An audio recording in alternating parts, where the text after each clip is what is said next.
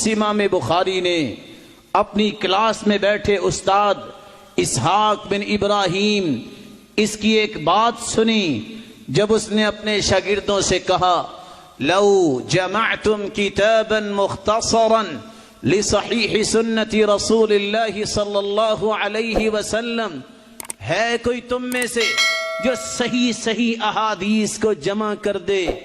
امام بخاری کہتے ہیں میں نے عزم کر لیا کہ یہ کام میں کروں گا۔ سو گئے، خواب آئی۔ خواب تعبیر کرنے والوں کو بیان کرتے ہیں کہ میں نیند میں تھا، وَكَأَنِّي وَاقِفٌ بَيْنَ يَدَيْ رَسُولِ اللَّهِ صلی اللہ علیہ وسلم، میں نے اللہ کے رسول کو خواب میں دیکھا، میں ان کے سامنے کھڑا ہوں، بِيَدِي مِرْوَحَةٌ، میرے ہاتھ میں پنکھا ہے، أَزُبُّ بِهَا عَنْهُ، اور میں پنکھے سے ہوا دے رہا ہوں۔ تو تعبیر کرنے والوں نے تعبیر کی أَنْتَ تَذُبُّ عَنْهُ الْكَذِبِ، آپ سے اللہ وہ کام لینے والا ہے کہ آپ اللہ کے رسول سے جھوٹ کو دور کر دیں گے۔ تو امام بخاری کہتے ہیں یہ وہ بات تھی جس نے میرے دل کو اور مضبوط کر دیا، تو میں نے صحیح احادیث کو جمع کرنا شروع کیا۔ اس کی پلاننگ، اس کا ماسٹر پلان بنانے کے لیے، اس کا خطہ بنانے کے لیے اور اس کے بنیادی ڈھانچہ بنانے کے لیے جس جگہ کا اختیار کیا، روضۃ من ریاض الجنہ، ریاض الجنہ میں بیٹھ کے پلاننگ کی، 16 سال کے اندر امام بخاری نے صحیح بخاری کو جمع کیا۔ اور ابو علی غسانی فرماتے ہیں امام بخاری کہا کرتے تھے خرجت الصحیح من 600,000 حدیث، 6 لاکھ حدیثوں کا میں نے یہ خلاصہ صحیح بخاری میں جمع کیا ہے۔ اور عمر بن محمد البجیری بیان کرتے ہیں کہ امام بخاری کہا کرتے تھے لوگوں میں نے صحیح بخاری میں اس وقت تک حدیث نہیں لکھی جب تک 4 کام نہیں کر لیے۔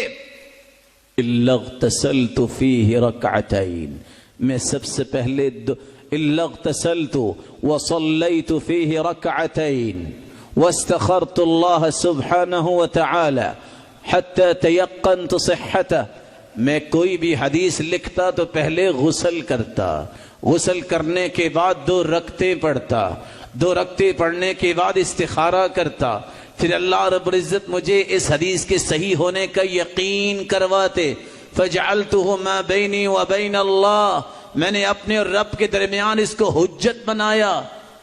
تعجب کی بات ہے 7297 حدیثیں مقرر اور مرفوع صحیح بخاری میں ہیں۔